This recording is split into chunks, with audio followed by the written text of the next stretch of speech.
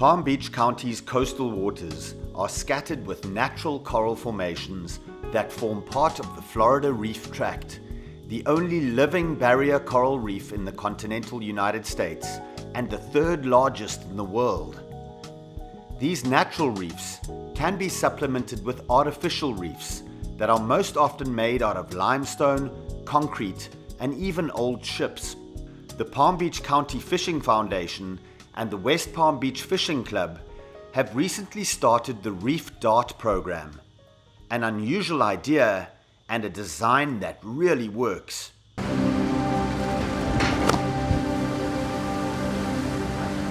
Today's a big day for the West Palm Beach Fishing Club. Through the club's charitable foundation, the Palm Beach County Fishing Foundation, we are launching our second batch of reef darts. Now, reef darts are a really innovative type of artificial reef structure that utilizes surplus power poles and other surplus materials to make high vertical profile artificial reef modules on the bottom of the ocean floor.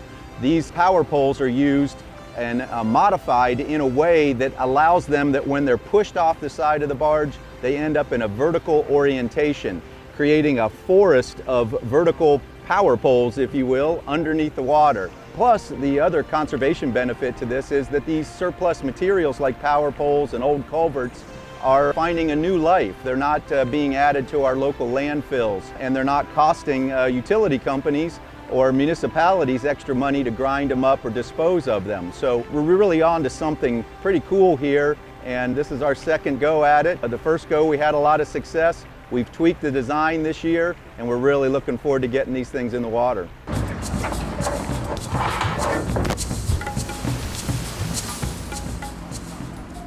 Now, each reef dart weighs 8.5 tons, and most of that mass is here at the base, where the base actually provides the stability of the pole as it's oriented vertically in the water column. Reef darts can be used in a variety of ways. They can be used as breadcrumbs dropped in between two existing artificial reefs so that when divers do drift dives or fishermen are drifting along the edge, they have more reef complexity that they're fishing or diving on along their entire drift. Reef darts can actually enhance existing artificial reefs by adding complexity on the outskirts, the perimeter of an existing artificial reef.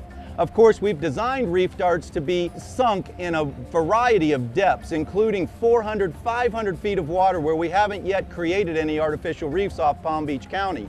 One of the main intents of reef darts was to create deep water benthic habitat, high vertical profile habitat in really deep water that provides places for fish like Warsaw grouper, snowy grouper, and red snapper. These are overfished species of fish that need a lot of help. And so by adding additional marine habitat at those depths, we're providing almost a marine refuge for these species, helping them recover.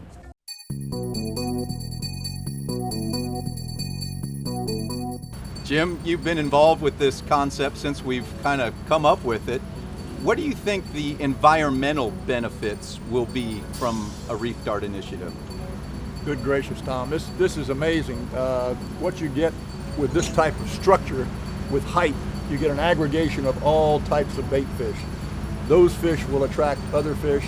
We hope it will get the grouper concept going really good, the Warsaws, the Snowies, and the amberjack and that type of thing, and hope to get a spawning area. There's nothing really in this whole location except the muddy bottom when we go to deep water. This is really a trial area right here.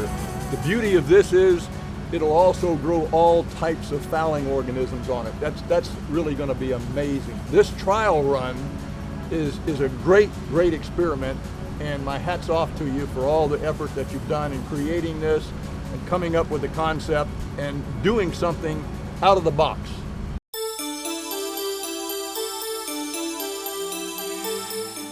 So here's a prototype reef dart module that's scaled to size. It's about 1/10 scale, and you can see that the base of the dart has holes to allow the current to pass through the base as the module sinks through the water column. We're trying to overcome a whole lot of very challenging variables with this project, not the least of which is a 3.5, 4 knot current that we're experiencing today. But also when the reef dart makes impact with the bottom, the impact loading is significant, and we're trying to prevent the pole from snapping at impact by having a very substantial collar. Hopefully all these parts come together so that the reef dart lays in this orientation on the bottom.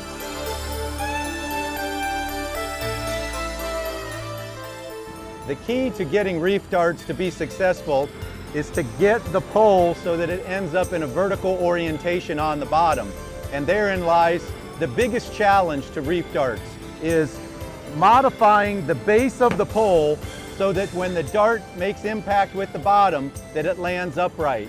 Hopefully we've got enough mass on the bottom of the dart to get that pole sticking straight up. It's still all highly experimental.